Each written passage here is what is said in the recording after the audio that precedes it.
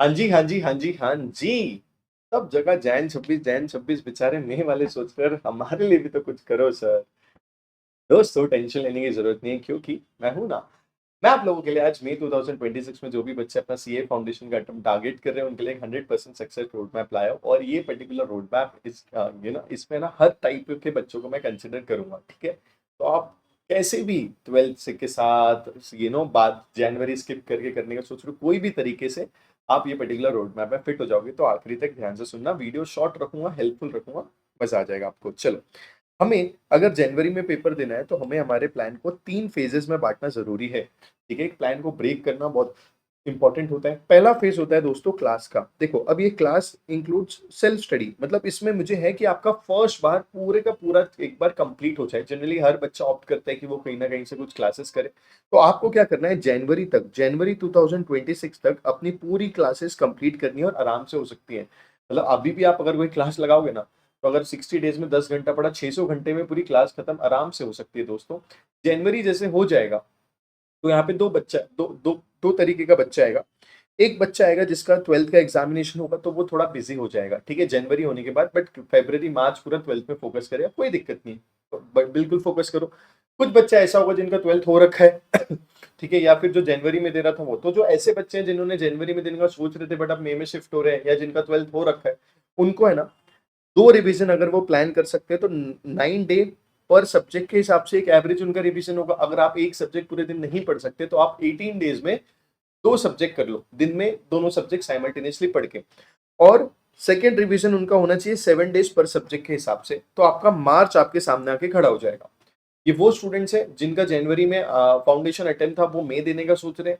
उनको जनवरी तक अपना क्लासेस, सेल्फ स्टडी, जो भी तरीके का फर्स्ट पूरा कोर्स कंप्लीट एक बार करना है, एक वो तरीका है। दूसरी बार फिर हमें 2 रिवीजन टारगेट करना है फेब और मार्च में, ठीक है? फेब और मार्च में 9 डे पर सब्जेक्ट और सेकंड रिवीजन 7 डे पर सब्जेक्ट। अब अगर कोई बच्चा ऐसा है जो यहाँ पे 12th मैनेज कर रहा है, तो उसको ये डिफिकल्ट होगा। उसको ये डिफिकल्ट होगा कि अब मैं करूँ क्या? तो आपको क्या करना है, सिर्फ 2 hours per day, 2 hours per day, 10 days accounts, 10 days maths, 10 days law और 10 days economics. 2 hours per day के हिसाब से आपको ये सब्जेक्ट सिर्फ ओवर थ्रू करना है, उसके बाद कुछ नहीं करना, ठीक है? मार्च हो जाएगा आपका एग्जामिनेशन, मार्च मिड के आसपास खत्म होगा। अप्रैल, मतलब थर्ड फेज आपका यहाँ पे स्टार्ट हो जाएगा। तो हर बच्चा यहाँ पे, कोई बच्चा 12th देने के बाद, कोई बच्चा अपने 2 रिवीजन यहाँ कंप्लीट करने के बाद, जिनका 12th ऑलरेडी हो चुका था, तो वो यहाँ पे आ जाएगा। और उसका अब टारगेट रहेगा कि 6 डे पर सब्जेक्ट रिवाइज करूं, मैं 6 डे पर सब्जेक्ट रिवाइज करूं, ठीक है जी। फिर ये रिवीजन होने के बाद मैं 2 दिन का गैप लूं, 2 डेज गैप, और 2 मॉक टेस्ट दे दूं। इसमें पूरे डेज मैंने काउंट करे, आप डायरेक्ट यही करना, मतलब समझ लो सर मैंने 2 दिन की पढ़ाई करी, फिर एक मॉक टेस्ट दी, फिर 2 दिन पढ़ा, फिर एक मॉक टेस्ट दी, फिर 2 दिन पढ़ा, एक मॉक टेस्ट दी, 2 दिन पढ़ा, एक मॉक टेस्ट दी। प्लस इसी के टाइम आपको आरटीपी और पीवाईक्यूज में साथ में करने हैं। ऐसे करके आप 2 मॉक टेस्ट दे दोगे। ये फेज 3 में 2 मॉक टेस्ट दे दोगे। तो आप समझ लो मार्च होने के बाद अप्रैल आपका ये पूरे 2 मॉक टेस्ट देने में चले जाएगा सब सब्जेक्ट का। फिर ऐसा रियलाइज होता है कि सर मई में पेपर्स होते हैं, कुछ थोड़ा बहुत टाइम बच भी रहा है, थोड़ा टाइम बच भी रहा है, तो आपको क्या करना है, आपके डिफिकल्ट एरिया पे फिर ज्यादा फोकस करना है, ठीक है जी। कुछ ए कैटेगरी टॉपिक को वापस से करके देखना है। दिस इज अ प्लान जहां पे बच्चा अभी भी स्टार्ट करे अगर पढ़ाई, तो बहुत अच्छे से कर सकता है। मई 2026 अच्छे से टारगेट कर सकता है डिसिप्लिन मैनर में। कुछ मैं आपको डिस्क्लेमर देना चाहूंगा, आपको क्या डिस्क्लेमर से बचना चाहिए जो बच्चों के फेलियर का रीजन बन रहे हैं अभी एट दिस मोमेंट, क्या डिस्क्लेमर से आपको बचना चाहिए। देखो, पहला है, बच्चे डिपेंडेंट हो रहे हैं बहुत सारा यूट्यूब पे। अरे भाई पढ़ाई करना मतलब यूट्यूब का लेक्चर चालू कर लेना और पॉपकॉर्न खाते खाते लेक्चर देखना, ऐसे नहीं होगा भाई। पढ़ाई का भी एट दिस मोमेंट आपका फोकस होना चाहिए 1:5, मतलब 5 गुना आपकी सेल्फ स्टडी हो, 5 गुना आपकी सेल्फ स्टडी हो, और 1 गुना आपको कुछ रिवीजन सपोर्ट यूट्यूब वगैरह का कंटेंट आप यूज कर सकते हो। एक ये, दूसरी चीज, बच्चा शॉर्टकट सोच रहा है, बच्चा सोच रहा है फाउंडेशन ही तो है, हो जाएगा, एक कॉन्सेप्ट ये वीडियो से देख लूंगा, एक कॉन्सेप्ट उस वीडियो से देख लूंगा। पहले तो आपको डिसिप्लिन नहीं है, आपने बहुत हार्डली कोई पूरी यूट्यूब पे प्लेलिस्ट भी नहीं खत्म करी होगी, ठीक है? तो इट बिकम्स वेरी डिफिकल्ट वो डिसिप्लिन मेंटेन करना। सो प्लीज आप ये देखो, आपके पास कोई स्ट्रक्चर्ड क्लासेस हो, क्या हो, स्ट्रक्चर्ड क्लासेस हो, जिससे आप बहुत अच्छे से पढ़ाई कर लो। अब बच्चा आजकल देखो, कुछ कुछ मैं समझता हूँ कि जीरो अफोर्डेबिलिटी कर ही नहीं सकते, मतलब सर पैसा लेंगे तो बैंड बजे, तो वो बात अलग है, वो आप ये कमेंट बॉक्स में डालो, हम लोग उस पर कुछ कर सकते तो करेंगे। बट आपको यार, आप यहाँ 2-2 हजार रुपए रेस्टोरेंट्स में उड़ाते हो, आपको क्लासेस लेने में, अपने आप पे इन्वेस्ट करने में दिक्कत आती है, तो आपको एक स्ट्रक्चर्ड अप्रोच के लिए ये क्लासेस चाहिए। तीसरी चीज, आप राइटिंग प्रैक्टिस करो हर एक चीज की। आप अकाउंट्स कर रहे हो तो उसके सम की प्रैक्टिस करो, आप लॉ कर रहे हो तो उसकी राइटिंग प्रैक्टिस करो, आप मैथ्स कर रहे हो तो with in time MCQ solve करो, आप इकोनॉमिक्स कर रहे हो तो with in time limit set करके एमसीक्यू सॉल्व करो। बच्चा क्या करता है, ये बुक है और पढ़ते जाते हैं, हाँ ये ऐसा होगा, हाँ ये ऐसा होगा। ये ऑडिटिंग नहीं करनी है, अभी आप इंटर में ऑडिट पढ़ोगे, अभी से नहीं करनी, ठीक है।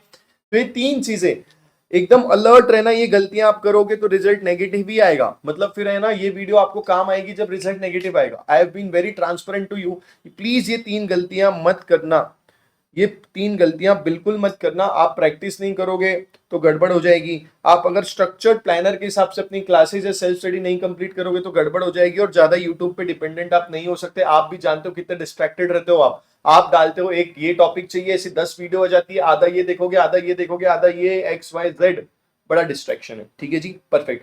अब सर, अगर हम चाहते हैं कि अभी हम मे से अपनी प्रिपरेशन स्टार्ट करें, ऐसे तरीके से करें कि शॉर्ट शॉर्ट पास ही हो जाए और इनमें प्लान फॉलो कर ले, तो आपके पास एक ऑप्शन है।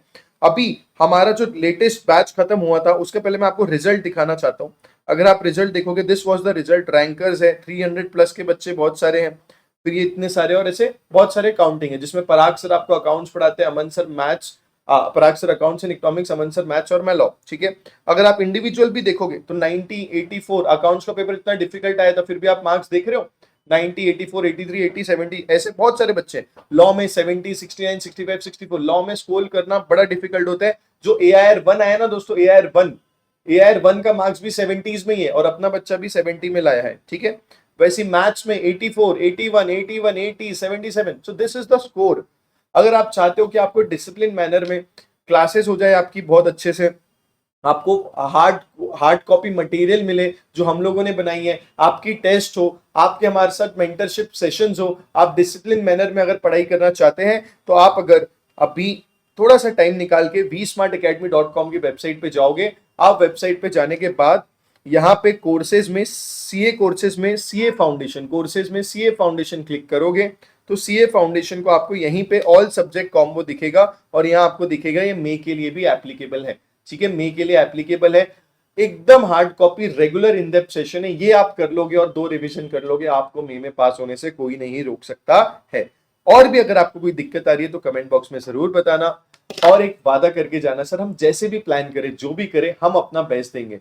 आपको कमेंट बॉक्स में लिखना है, sir I will give my best, I will give my best in May 2026 if you are preparing for the same. और एक और खतरे की गलती है कि जब एग्जाम पास आती है ना तो प्रेशर आता है और वो प्रेशर आपकी पूरी प्रिपरेशन को डूब बैठता है। मैं चाहूंगा कि आप अभी से प्रेशर लो, अभी से आप 8 to 10 आवर्स, 12 आवर्स की आप स्टडी क्लॉक करो थ्रू आउट द डे। अगर आप अभी से स्टार्ट कर दोगे, एग्जाम के टाइम पे आपको प्रेशर नहीं आएगा। और दिस इज द टाइम जहां पे आप ये वाइज डिसीजन लो कि अब पढ़ाई May 26 वालों को बहुत सिंसियरली स्टार्ट कर लेनी चाहिए। मैंने आपको सभी ऑप्शंस बता दिए। All the best, take care, subscribe कर लेना अगर नहीं हो तो।